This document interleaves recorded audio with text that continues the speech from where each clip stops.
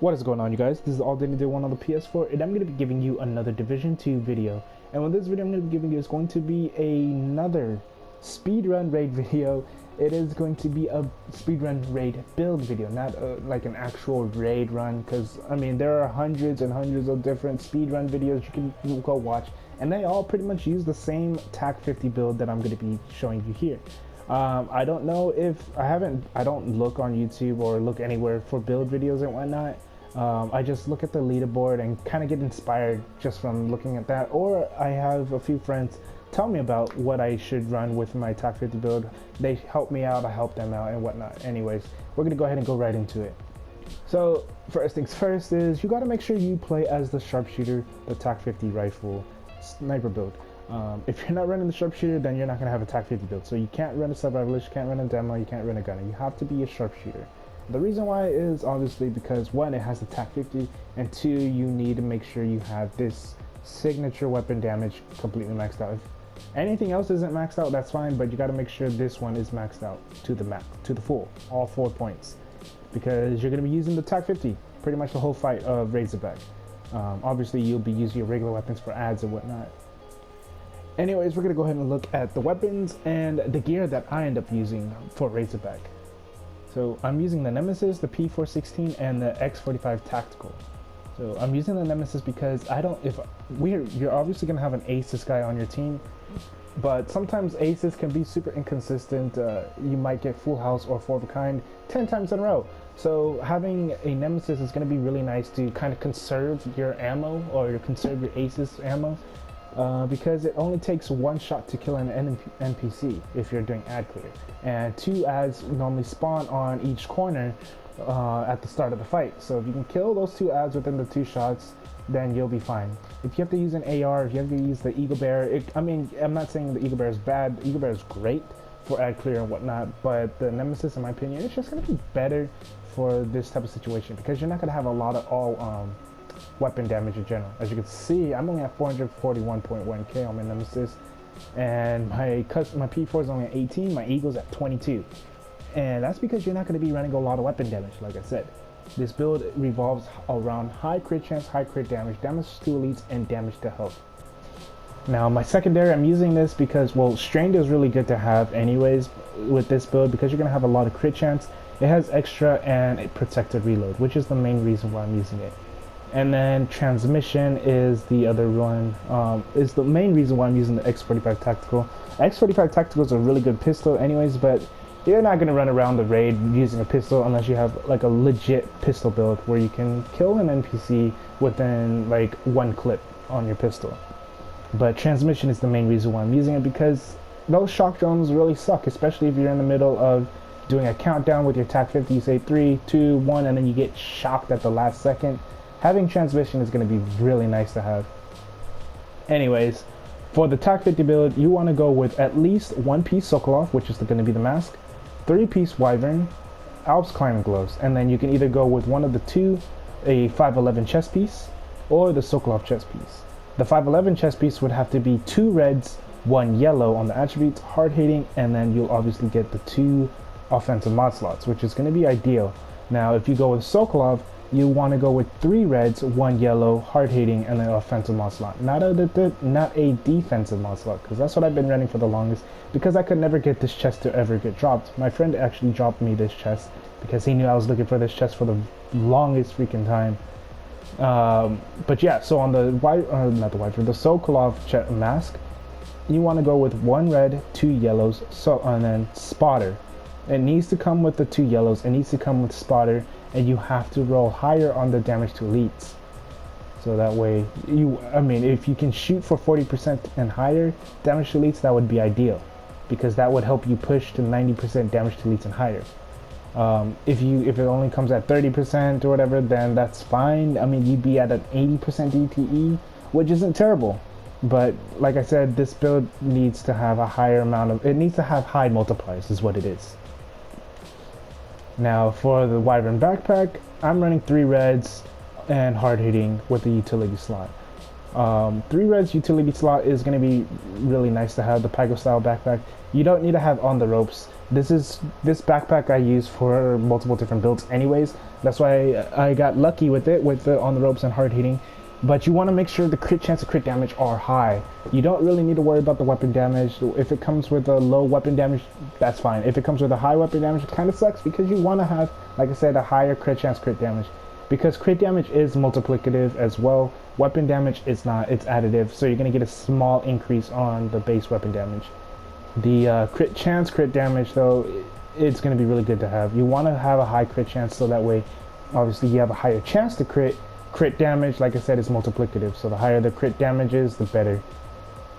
Now, the Sokolov chest piece or the 511 chest piece, like I said, it needs to come with the 511, 2 reds, 1 yellow, hard hitting, and you're obviously going to get the 2 offensive slots.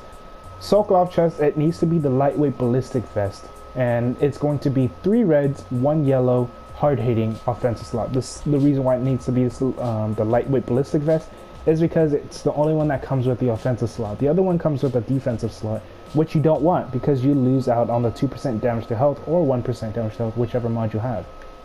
And I rolled higher crit damage because it came with headshot damage, unfortunately. So if it came with like 10% crit damage, that would have been nice for me, so I could roll higher crit chance. But this still works out because it comes with a decent amount of weapon damage, which helps TAC50 out a bit. And then it comes with a 4.5 crit chance, which is on the low side. It would have been better if it was around 8%, 9%, maybe 10 crit chance. But I think my crit damage wouldn't scale up to 18. Because like crit damage, the one I rolled it with was at a 20.5% crit damage. But I really needed the crit damage on my chest, so I just said whatever. And it dropped from 20.5 to 18% crit damage, unfortunately. Really, the caps really suck. Now for the gloves, you want to have the Alps climbing gloves, at least of right now, until the next title update, which is title update 6. I'm pretty sure they said on title update 6 every single gear piece is going to have a mod slot, or for the most part all the gear pieces or all the brand sets are going to have a mod slot on each piece now, which is going to be really good to have. But for right now, Alps climbing gloves is going to be your best bet, because it comes with 1 attribute, 1 talent, and it comes with the offensive mod slot. You need to make sure it comes with the offensive mod slot. If it's the hybrid gloves, it's going to come with a utility mod slot. So you want to make sure it's the climbing gloves. You can craft the climbing gloves as well in the crafting station, but I just letting you guys know, RNG sucks for me. I crafted about 20-30 of these, and it never gave me crit chance on that main attribute, because these gloves never come with hard hitting. They will never drop with hard hitting. So the best type of gloves to end up getting is the gloves that come with crit chance on it, even if it's 6% crit chance or 5% crit chance. That's still enough crit chance. But yeah, crit chance, you want to have it roll on, and you want it to have a passive. So mine came with capacitive and 7% marksman rifle damage. So I just said whatever. I kept the marksman rifle damage on, rolled hard hitting, and it still works out because I'm still in the 50% area on my crit chance. And now for the Wyvern holster. This holster is actually being sold at the Dark Zone East vendor, which right now it's going to end up resetting tomorrow. So if you're watching this video right now on September 12th, 2019, I would highly recommend going out and buying this holster right now, because it is a god rolled holster. Yeah, it's 458 gear score. Who cares if it's 458? That doesn't matter. You want this holster because it comes with 10% crit damage, 5% skill haste, hard hitting, and the offensive mod slot. You need all this. This is a god rolled holster. This is the impossible holster. You're not going to get this from a regular drop, because most Wyvern or all of the Wyvern holsters are either going to come with 2 talent or 2 attributes, no talent and the mod slot, or 1 attribute, 1 talent and the offensive mod slot. So this one came with 2 attributes, 1 talent, and the slot, offensive slot. So like I said, it's in the Dark Zone East vendor. Make sure you get that. Now, that being said, this is the 3rd week in a row they had actually sold one of these impossible holsters. So I'm assuming they're always selling. They're gonna end up selling another holster like this again. The last one they sold was 1 red, 1 yellow, and it had a critical talent. which is the crit damage and the offensive onslaught. The week after that was 2 yellows hard hitting Wyvern holster with the offensive onslaught, and this week now it's 1 red 1 yellow hard hitting, which like I said is the God Road talent. Now if you don't have this, if you don't end up having a holster like this, then the holster you want to end up going with is going to be a holster that has 1 yellow hard hitting and the offensive onslaught, or it's going to have 1 red hard hitting and the offensive onslaught. But if you do it like that, then you're going to need to make sure it has crit chance, and then the knee pads is going to have to come with 1 yellow and then the offensive onslaught. But if you have this holster, then you don't need to worry about changing that. This really helps push your build min-maxed. For my knee pads, obviously I'm running the Wyvern knee pads, and it has 8.5 crit chance on it and hard hitting. And the cap on the crit chance is 9, which I have on my Aces knee pads, but I'm not worried about 0.5% of the difference anyways. And it has the offensive onslaught. So now on all the offensive onslaughts you have, whether you have the 511 chest or the Sokolov chest, they all need to have damage to health. Doesn't matter what the base weapon damage is, because my gloves and my chest, they both have 3% LMG damage on them, which is obviously adds up to 6% LMG damage, and I'm not using an LMG. I don't care for the base weapon damage, because that's not what this build is for. It's meant for the base weapon or base damage, or the multiplicative damage to health, which is 2%. So this all puts me at 8% damage to health. So the reason why I didn't go for weapon damage is because weapon damage scales very differently on your special weapons versus your base weapons, like your Nemesis and your P4 or Eagle Bear.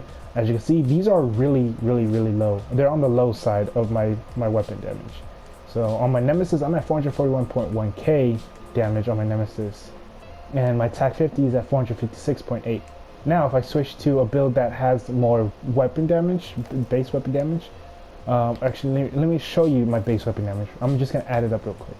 I have 6.5 and 4, so that puts me at 10.5% base weapon damage increase.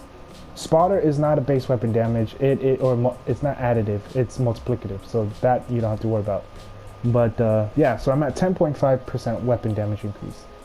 On my sniper build, I am at 15 and 11, so I'm at 26%. So that's what, 15.5% increase from there. So my Nemesis is at 562.4k, and it has an increase of 11% or 21% marksman rifle damage in general versus the 7%. So obviously that 21% plus the extra 15.5% all weapon damage increase does push my my Nemesis a lot higher. So here, let me actually go ahead and put the Alps gloves on so you can see the difference still. So my Nemesis is at 521.5k, so it's still almost 100k difference on my Nemesis. Now my TAC50, it was at 456k, or around 456. Now it's at 476k. That's only a 20k increase. It is not a massive difference. That's why weapon damage in general is not something you want to push into having on your TAC50 build, because it's not going to help you. It really won't. Yeah, I mean, it will help you just by a small increment, but pushing your crit chance, crit damage, damage to elites, anything that helps add multipliers is going to help you. So your multipliers are your crit damage, your damage to elites, damage to health, damage to armor. But you do need damage to armor because you're not going to be killing anything with armor except for the NPCs, but you don't got to worry about that. But yeah, crit damage, damage to health, and damage to elites are the 3 things you want to have. Obviously spotter as well, and the tip of the spear and aces, because those all add up as well. So I'm just going to go ahead and show you my stats. On my TAC50, I'm at 53% crit chance, 66 crit damage, and 90% damage to elites, 8% damage to health. The ideal stats to go for, like if you want to really min-max, if you are pushing for that min-max, 60% crit chance, 80% crit damage, 10% damage to health, and 100% damage to elites is what your goal is to reach. That is the goal. The only way you can reach 10% damage to health though is if you have a 511 chest piece with obviously the 2 offensive mod slots, the 2 reds and 1 yellow attributes, and hard hitting. The only way you can reach 100% damage to elites is if you have a 50% mask, or a mask with 50% damage to elites, and then hard hitting on everything else. That's the only way you're going to reach 100% damage to elites. And then for crit chance, obviously 60% crit chance is what you want to shoot for, which is going to come from your gloves. Everywhere else I'm fine with, it's just my gloves I got unlucky with. And then 66% crit damage it's still good. 60% and higher crit damage is good, but obviously anything higher will definitely help push your damage a lot more, because multiplicative damage or multipliers are, it adds up way more damage overall. So also, if you do end up shooting Razorback with this, if you do crit, you want to be critting at around 12 million to 15 million or 14.6 million crits. That's where you want to be hitting. I think 14.6 million is the damage cap. What I've noticed a lot of people are hitting. I think I'm hitting around 13.8 million on my TAC50. That's with the aces buff, and that's with the tip of the spear buff, obviously. But for the most part, if you're still hitting around 12 million damage on a crit, that's still pretty good. It's not terrible. It'll still allow you to do a 1 phase. It'll help you contribute in doing a 1 phase, or if not, doing a 2 phase on Razorback, or 3 phase. But if you're doing like 13 million to 14.6 million damage, you're going to be able to hit a 2 phase easily and a 1 phase pretty consistently if you and 2 other people have a TAC50 build and that are doing piercing shots as well. And we've done 1 phases quite a bit now, but you can also look on YouTube on other people like that have the like 9 or 10 minute speed run times that's doing 1 phases consistently. But like I said, this build is only meant for Razorback. It is not meant for Boomer, it's not meant for Weasel, it's not meant for Buddy and Lucy. This is a build catered only for Razorback. I do have a sniper build that's a lot better than my previous sniper build for Buddy, and I mean, well, it works on Buddy and Lucy, it works on Weasel, and it works on Boomer. It works on all of them. So I might end up posting this. I don't know, maybe. But yeah, that's pretty much it with this video. I know I'm not going to be showing you guys any gameplay. I'm sorry you want to see some gameplay, but if you want to see a one-shot, you know, just look up Solid FPS. That man has the most absolute best TAC50 build ever. It's super min-maxed.